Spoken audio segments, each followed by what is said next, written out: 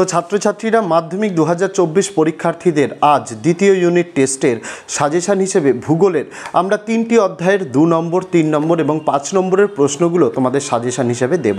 অর্থাৎ তোমাদের second unit টেস্টের জন্য বেশিরভাগ স্কুল যে সিলেবাসটা ফলো করছে সেটা হচ্ছে বায়ুমণ্ডল, বাড়িমণ্ডল এবং ভারতের ক্ষেত্রে কোনো স্কুলে শুধুমাত্র অর্থনৈতিক পরিবেশ আছে, আবার কোনো স্কুলে কিন্তু প্রাকৃতিক পরিবেশও রয়েছে তার সাথে। তাই সম্পূর্ণ ভারতের সাজেশনটা দেব, প্লাস বায়ুমণ্ডল বাড়িমণ্ডলেরও সাজেশন দেব। অর্থাৎ এই ভিডিওতেই তোমরা 2 নম্বর 3 নম্বর 5 নম্বরের যে প্রশ্নগুলো এই অধ্যায় থেকে গুরুত্বপূর্ণ, সেটা শুধুমাত্র তোমাদের সেকেন্ড ইউনিট টেস্ট বলে নয়, বরং তোমাদের টেস্ট এবং ফাইনাল পরীক্ষার জন্যও গুরুত্বপূর্ণ, সেই প্রশ্নগুলো আজ এই ভিডিওর মাধ্যমে দেখিয়ে দেবো। এবং এই প্রশ্নের উত্তরগুলো নিয়ে কারোর যদি কোনো সন্দেহ থেকে থাকে, উত্তর ইতিমধ্যেই আমাদের চ্যানেলে কিন্তু ভিডিও করে PDF আপলোড করা হয়েছে। এই ভিডিওর ডেসক্রিপশন এবং ফার্স্ট কমেন্টে উত্তরের লিঙ্কটা দিয়ে রাখলাম, সেখানে কিন্তু তোমরা সেই উত্তরগুলো পেয়ে যাবে। আর এই সাজেশনের ফ্রি PDF ডাউনলোডের লিঙ্ক দেওয়া থাকবে এই ভিডিওর ডেসক্রিপশানে, যার পাসওয়ার্ড আমি ভিডিও চলাকালীন বলে দেবো।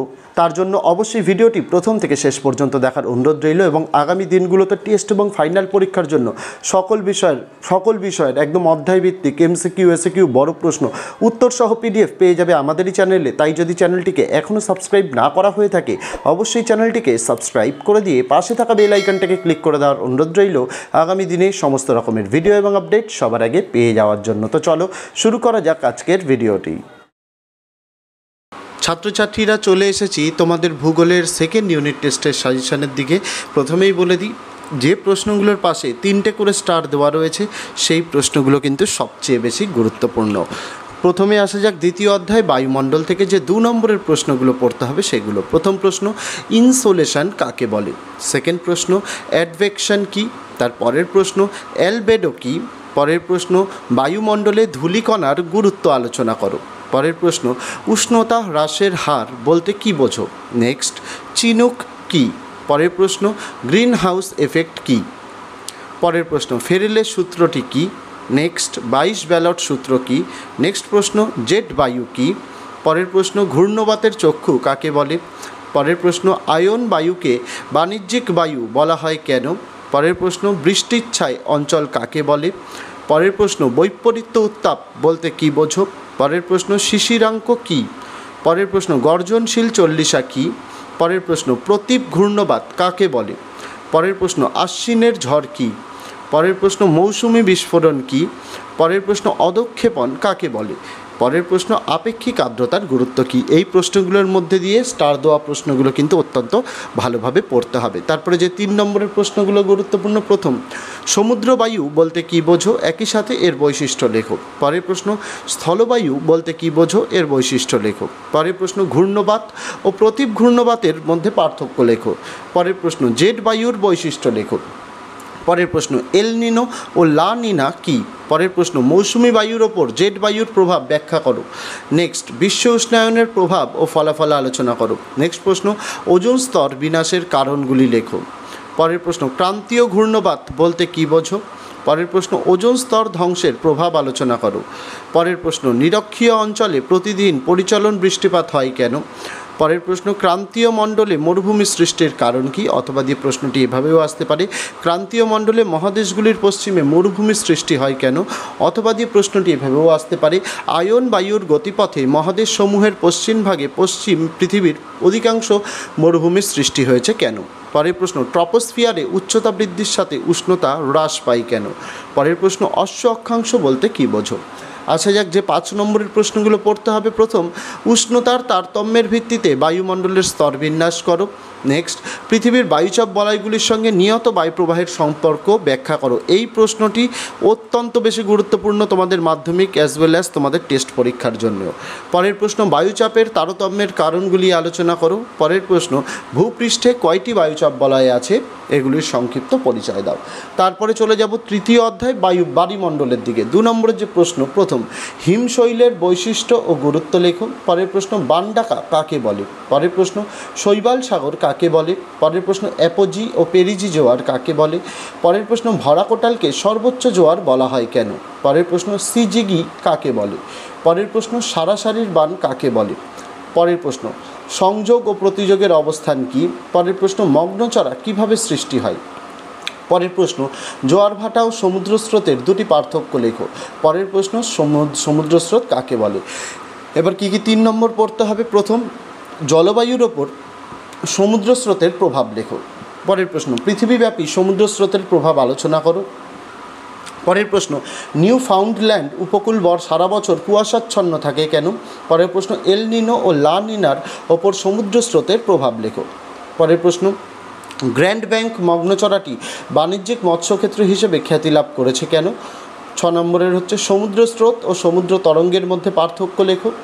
7, একটি স্থানে দুটি মুখ্য জোয়ারের মধ্যে সময়ের ব্যবধান 24 ঘন্টা 52 মিনিট হয় কেন। 8 নম্বরের প্রশ্ন, অমাবস্যার জোয়ারে পূর্ণিমার জোয়ারের তুলনায় তীব্র হয় কেন। 5 নম্বরে যে প্রশ্ন পড়তে হবে, প্রথম, জোয়ার ভাটা সৃষ্টির কারণ ও ফলাফল আলোচনা করো। নেক্সট, সমুদ্র স্রোতের উৎপত্তির কারণগুলি আলোচনা করো। নেক্সট, উদাহরণসহ সমুদ্র স্রোতের প্রভাব ব্যাখ্যা করো। এই প্রশ্নগুলো যে সকল বলছি, এর উত্তরগুলো আমাদের চ্যানেলে কিন্তু ইতিমধ্যেই আপলোড করা হয়েছে। এই ভিডিওর ডেসক্রিপশন এবং তোমাদের কমেন্টে, ফার্স্ট কমেন্টে উত্তরের লিঙ্ক দেওয়া আছে, সেখান থেকে সেই ভিডিওটা কিন্তু দেখতে পারো। পঞ্চম অধ্যায় ভারত, গোটা ভারতের সাজেশানি একেবারে দিয়ে দিচ্ছি। 2 নম্বরের প্রথম, খারিফ ফসল কাকে বলে। নেক্সট, বাগিচা ফসল কাকে বলে। তারপর রবি ফসল কাকে বলে। তারপর দুন উপত্যকা কী। তারপর কালবৈশাখী ঝড় কী। তারপর লু ও আঁধি কী। তারপর মৌসুমি বিস্ফোরণ কী। তারপর পশ্চিমী ঝঞ্ঝা কী। তারপর তাল কী। তারপর দোয়াব কাকে বলে। তারপর রেগুর কী। তারপর খাদার ও ভাঙ্গার কী। তারপর দ্রিয়ান ও ধান্ত কী। পরের, পেট্রোকেমিক্যাল শিল্পের কাঁচামালগুলি কী কী। পরের, মহানগর কাকে বলে। পরের প্রশ্ন, বিশুদ্ধ ও অবিশুদ্ধ কাঁচামাল কী। পরের প্রশ্ন, লৌহ ইস্পাত শিল্পের কাঁচামাল কী। পরের প্রশ্ন, অর্থকারী ফসল বলতে কী বোঝো। নেক্সট, অনুসারী শিল্প কাকে বলে। তারপর ভাবর কাকে বলে। তারপর কয়াল কী। তারপর বহুমুখী নদী পরিকল্পনা বলতে কী বোঝো। তারপরের প্রশ্ন, মালনাদ ও ময়দান কী। তারপরের প্রশ্ন, সোনালী চতুর্ভুজ কী। তারপরের প্রশ্ন, হীরক চতুর্ভুজ কী। পরের প্রশ্ন, জলপথকে উন্নয়নের জীবনরেখা বলা হয় কেন। তারপর ভাবর কাকে বলে। তারপর ম্যানগ্রোভ অরণ্যের বৈশিষ্ট্য কী। তারপর সামাজিক বনসৃজন কী। তারপর কৃষি বনসৃজন কী। তারপর তথ্য প্রযুক্তি শিল্প কাকে বলে। তারপর তরাই বলতে কী বোঝো। তারপর দক্ষিণ ভারতের নদীগুলি খরস্রোতা হয় কেন। তারপর আম্রবৃষ্টি কাকে বলে। তারপর পেট্রোরসায়ন শিল্পকে উদীয়মান শিল্প বলে কেন। তারপর জনসংখ্যা কাকে বলে। তারপর জনবিস্ফোরণ কাকে বলে। তারপরের প্রশ্ন, জনঘনত্ব কাকে বলে। নেক্সট, শিকড় আলগা শিল্প কাকে বলে। তারপর মহানগর কাকে বলে। তারপর পুনঃ রপ্তানি বন্দর কাকে বলে। তারপর পেট্রোরসায়ন শিল্পকে আধুনিক শিল্পদানব বলা হয় কেন। তারপর জনসংখ্যা ও জনঘনত্বের মধ্যে পার্থক্য লেখো। তারপর কাম্য জনসংখ্যা বলতে কী বোঝো। আসা যাক 3 নম্বরের প্রশ্নগুলোর দিকে। প্রথম প্রশ্ন, ভারতের জলবায়ুর নিয়ন্ত্রকগুলি কী কী। তারপর ভারতে মৌসুমি জলবায়ুর বৈশিষ্ট্যগুলি লেখো। তারপর কার্পাস বয়ন শিল্পকে শিকড় আলগা শিল্প বলা হয় কেন। আর তোমাদের এই ভিডিওর ফ্রি পিডিএফের পাসওয়ার্ড হয়ে যাবে এক্সাম, EXAM, সম্পূর্ণ স্মল লেটারে। তারপর ভারতীয় কৃষির বৈশিষ্ট্য আলোচনা করো। তারপর নগরায়নের সমস্যা আলোচনা করো। তারপর ভারতীয় কৃষির সমস্যা ও তার সমাধান সম্পর্কে লেখো। তারপর পশ্চিম উপকূলের সমভূমি ও পূর্ব উপকূলের সমভূমির মধ্যে পার্থক্য লেখো। অথবা দিয়ে প্রশ্নটি এভাবেও আসতে পারে, ভারতের পূর্ব ও পশ্চিম উপকূলীয় সমভূমির মধ্যে পার্থক্য নিরূপণ করো। তারপর জল সংরক্ষণের পদ্ধতি আলোচনা করো। তারপর মৃত্তিকা ক্ষয়ের কারণ আলোচনা করো। তারপর বহুমুখী পরিকল্পনার উদ্দেশ্য কী। তারপর অরণ্য সংরক্ষণের প্রয়োজনীয়তা কী। তারপর ভারতের জনসংখ্যা বৃদ্ধির কারণ কী। তারপর দক্ষিণ ভারতে কফি উৎপাদন বেশি হয় কেন। তারপর ভারতের অধিকাংশ পূর্ববাহিনী নদী বদ্বীপ সৃষ্টি করেছে কেন। তারপর পরিবহনের গুরুত্ব লেখো। তারপর করমণ্ডল উপকূলে শীতকালে বৃষ্টিপাত হয় ব্যাখ্যা করো। অথবা দিয়ে প্রশ্নটি এভাবেও আসতে পারে, করমণ্ডল উপকূলে বছরে 2 বার বৃষ্টিপাত হয় কেন। পরের, জলপথ পরিবহনের গুরুত্ব আলোচনা করো। তারপর জলাশয়ের মাধ্যমে জলসেচের সুবিধা ও অসুবিধাগুলি লেখো। তারপরের প্রশ্ন, নলকূপের সাহায্যে জলসেচ উত্তর ভারতে অধিক প্রচলিত কেন। পরের প্রশ্ন, দার্জিলিং চা চাষে উন্নত কেন। পরের প্রশ্ন, ভারতীয় রেলপথের সমস্যাগুলি কী কী। তারপরে ভারতে খরা ও বন্যার প্রাদুর্ভাব দেখা যায় কেন। এবার আসা যাক 5 নম্বরের দিকে। প্রথম প্রশ্ন, উত্তরের সমভূমি অঞ্চলের ভূপ্রকৃতির বিবরণ দাও। অথবা দিয়ে এভাবেও আসতে পারে প্রশ্নটি, ভারতের যে কোনো একটি প্রাকৃতিক বিভাগের ভূপ্রকৃতির বিবরণ দাও। নেক্সট, পশ্চিম হিমালয়ের ভূপ্রকৃতির সংক্ষিপ্ত বর্ণনা দাও। তারপর ভারতের স্বাভাবিক উদ্ভিদের ওপর জলবায়ুর প্রভাব উদাহরণ সহ আলোচনা করো, অথবা দিয়ে প্রশ্নটি এভাবেও আসতে পারে, জলবায়ু ভারতের স্বাভাবিক উদ্ভিদকে কিভাবে প্রভাবিত করেছে তা উদাহরণ সহ লেখো। পরের, ভারতের মৃত্তিকার শ্রেণীবিভাগ করে প্রধান এক প্রকার মৃত্তিকার অবস্থান, বৈশিষ্ট্য, গুরুত্ব লেখো। পরের প্রশ্ন, মৃত্তিকা সংরক্ষণ কোন কোন পদ্ধতিতে করা হয়? পরের প্রশ্ন, ভারতের জলবায়ু ও জনজীবনে মৌসুমি বায়ুর প্রভাব লেখো। পরের প্রশ্ন, গঙ্গা নদীর উৎস ও গতিপথের বর্ণনা দাও। পরের প্রশ্ন, ভারতের জলসেচের যে কোনো তিনটি প্রয়োজনীয়তা সংক্ষেপে ব্যাখ্যা করো। পরের প্রশ্ন, গাঙ্গেয় সমভূমি অঞ্চলে ধান চাষের অনুকূল প্রাকৃতিক অবস্থাগুলি আলোচনা করো। পরের প্রশ্ন, গম চাষের অনুকূল পরিবেশগুলি আলোচনা করো। পরের প্রশ্ন, ভারতের চা বাগিচা গড়ে ওঠার অনুকূল পরিবেশ সম্বন্ধে আলোচনা করে বা বর্ণনা দাও, অথবা এইভাবেও আসতে পারে, চা চাষের অনুকূল প্রাকৃতিক পরিবেশ সম্পর্কে আলোচনা করো। পরের প্রশ্ন, কফি চাষের অনুকূল ভৌগোলিক পরিবেশ আলোচনা করো। নেক্সট, পূর্ব ও মধ্য ভারতে লৌহ ইস্পাত শিল্পের কেন্দ্রীভবনের কারণ কী কী?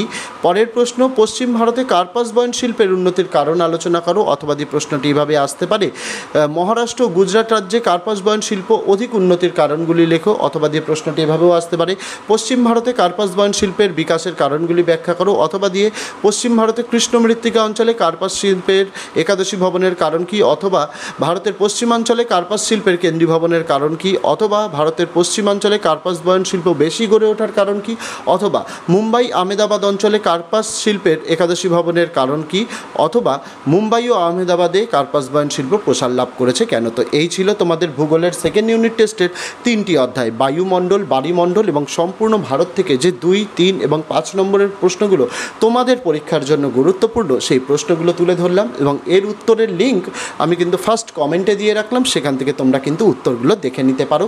আর এই ভিডিওর ডেসক্রিপশানে দেওয়া রয়েছে ফ্রি পিডিএফ ডাউনলোডের পিডিএফের লিঙ্ক, সেখানে ক্লিক করলে যখনই পাসওয়ার্ড চাইবে, পাসওয়ার্ডটি কিন্তু ভিডিওর মধ্যে বলাও হয়েছে, দেখানো হয়েছে, পাসওয়ার্ডটি সম্পূর্ণ ছোট হাতের দিয়ে তোমাদের এই ভিডিওর পিডিএফটি কিন্তু ডাউনলোড করে নিতে হবে। তো আজকে ভিডিওতে এটুকুই ছিল ছাত্রছাত্রীরা, দেখা হচ্ছে তোমাদের সঙ্গে আগামী দিন অন্য কোনো বিষয়, অন্য কোনো ভিডিও নিয়ে। ততদিন সকলে ভালো থেকো, সুস্থ থেকো।